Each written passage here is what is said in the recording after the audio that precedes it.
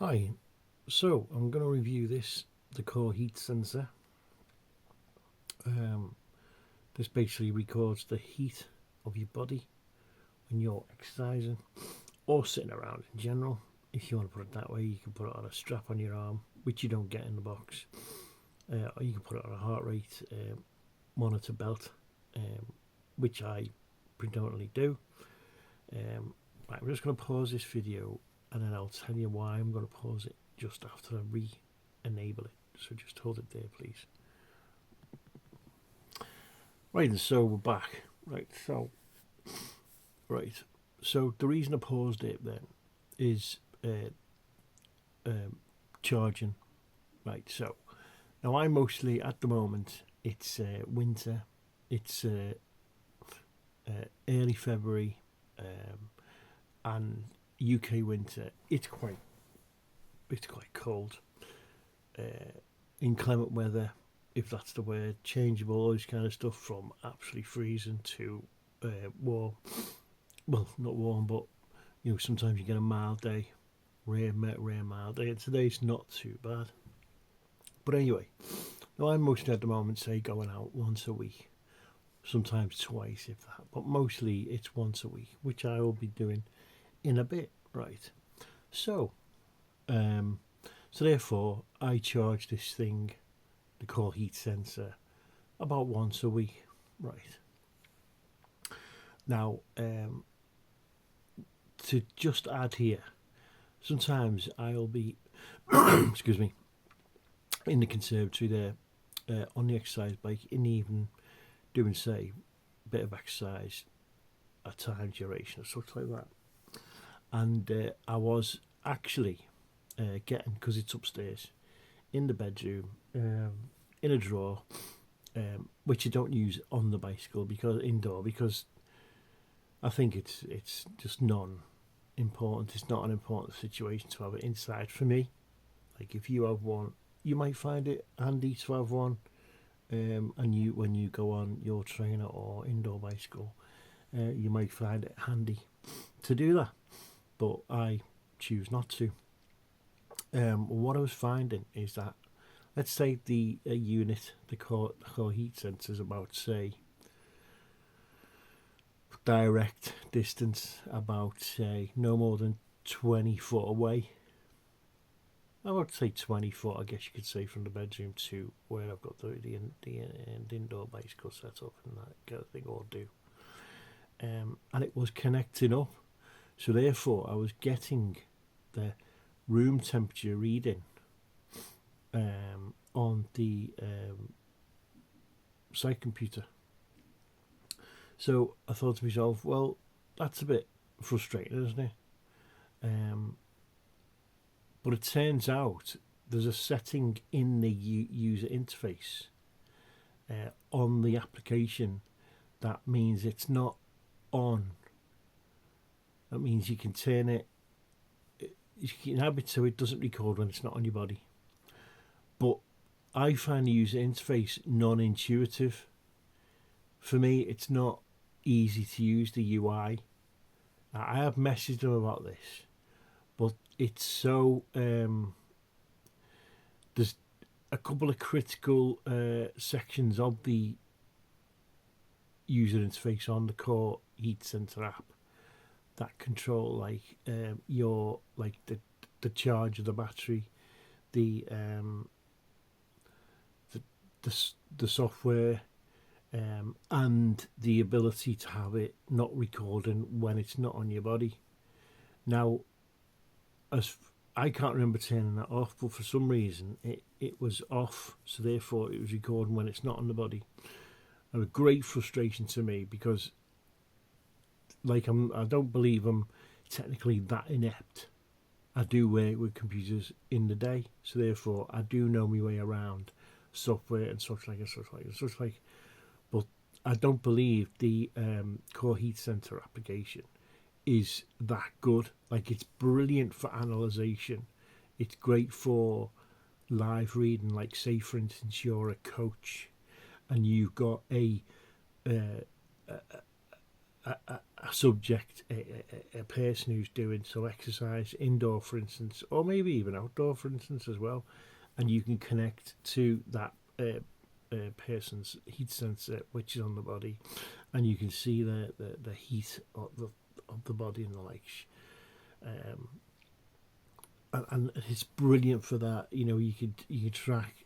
It's got the graphs right on your screen, and it's just fantastic. It's got everything you want to know from a coach's point of view in regards to the um, heat of that person who's got on, that subject, if you want to call it that, right?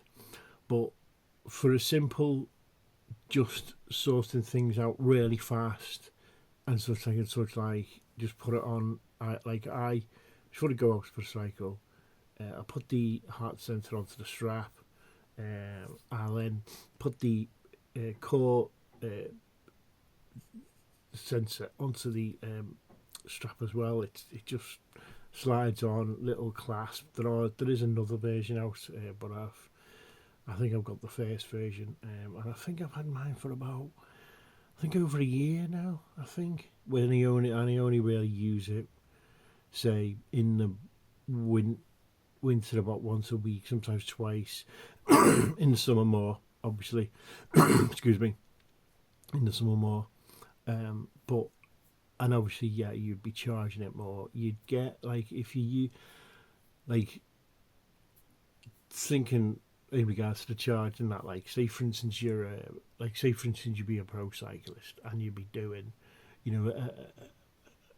know, anything from 2 to 3 hours a day to 4, 6, 8 possibly, or something like that. You'd have to charge it, I think, at least every 2 days, if not daily, to get the benefits out of it. Like, they are incredibly handy. Sorry, excuse me. Got a bit of a throat thing going on at the moment. Right, so they are incredibly handy. Like, to glance the temperature, and obviously sometimes degrees is a bit of a really quite serious situation, and then sometimes it's not. As per it's fine. You're not too hard, but sometimes it can surprise you, like your extremities compared to your core. It's a really interesting subject. Like, for me personally, it seems like it's on the point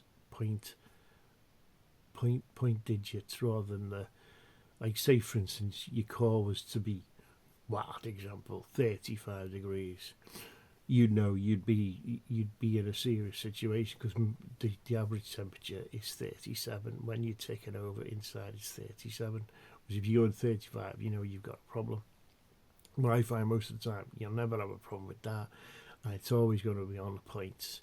So you can generally disregard the core temperature, but it's the skin temperature that interests me, and how that was hyper interesting. Like, sometimes you can feel okay, but or you can kind of get by. You're in sort of like okay, but you will be quite chilly, and you'll be exercising. You'll be in an exercised, exasperated state, and you'll see the fact of you might feel okay, but you might have been out in the cold for a number of hours, and that is like a situation, or possibly a problem, depending on how far away you are from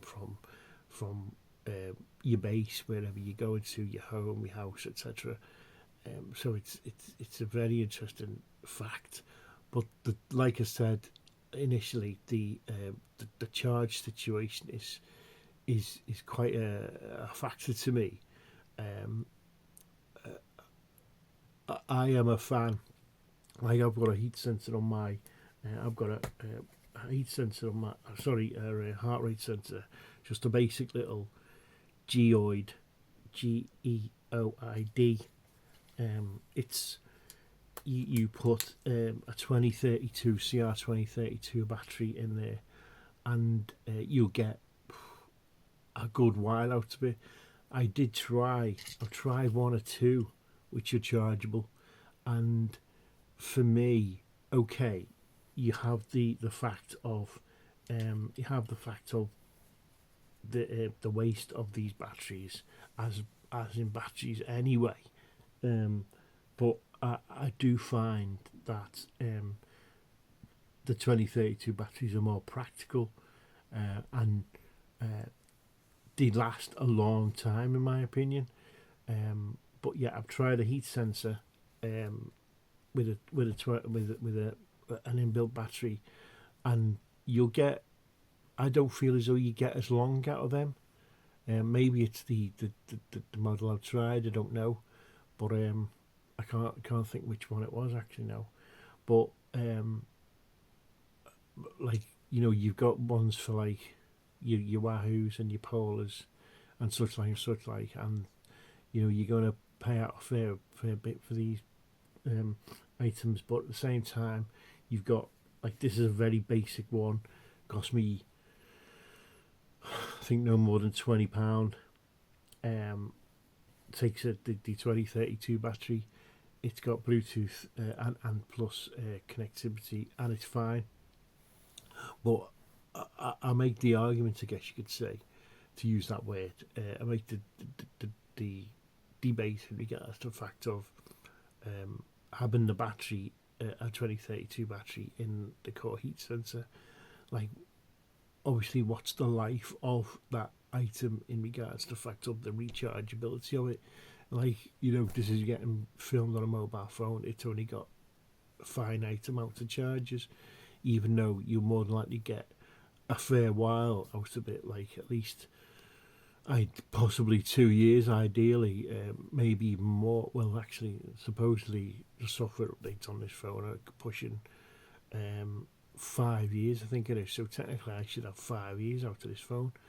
And the same, I guess you could say, should go for the core heat sensor. How many charges, discharge and charge cycles, there is a word for it or a name for it, but how many charges are you going to get for the item in itself in question? But going back to the start, so to speak, I'll wrap it up now, this video, because we are pushing 12 odd min now. But the user interface should be changed as per like say you could call it sport mode, where you get a very quick situation in regards to altering things on it. And then you've got, like, say for instance, a coach mode, which exists now, which is really in depth and such like that, to your heat matters in the body and the likes. But something simpler on a UI would be great in my opinion. And the charging would give it a bit of bigger battery.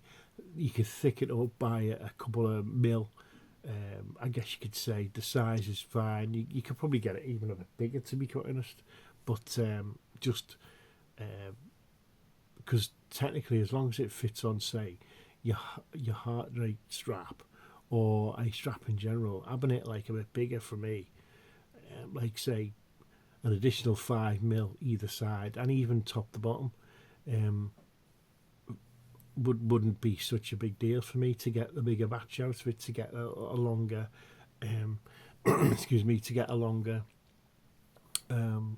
charge time out of it, because I don't feel it's good as it is. Like, okay, yeah, I did have that setting on the UI off in regards to the fact of when it's not on the body, it's not transmitting, and now I've turned it on, so therefore it will not push out. It will not try to search things when it's not on the body. I don't know how it got off, but it went off anyway. So I don't know if you could call this a bit of a moan, so to speak, but something a little bit more simple excuse me, on the UI would be a lot more easier for me personally, I think, because like we want to do things quite quickish in society nowadays, get things sorted out really quite quick, quite easy, and such like, and something whereby you've got ease of use is would be far simpler for the product, and make it more appealing as well. Because if you haven't got if you haven't got a product that's easy to use yet, is really handy. And well, in fact, it's not really handy; it's fantastically handy, and it's like, is it worth the cash? Well, is a pound meter worth it, or on a cycle, is a heart rate monitor worth it? It's in that territory. And if you've got the ability to say get one, I'd consider one, but do have your eyes open in regards to the user interface on the application, because it's yes and no, and you don't want to go, like for me, I don't want to go delving into forums or guides or read throughs or setups. It should be quite easy to set up on any product, obviously. But for me personally, this core heat sensor there is that UI should be sorted out quite well. And now, to give you the on the spot points of information, I'm waiting around for it to charge. You've only got a certain amount of time in the day to do things, I guess you could say. So I'm waiting around for that to be charged now. But anyway, they're a fantastic point of technology, really handy. The size is good. Could be a bit bigger for a bit more of a better charge out of them. So yeah, they're not bad. If you want to consider it. So yeah, I guess you could say I do recommend them. But the sensor does need work, in my opinion. The application does need work, in my opinion. Okay, see that.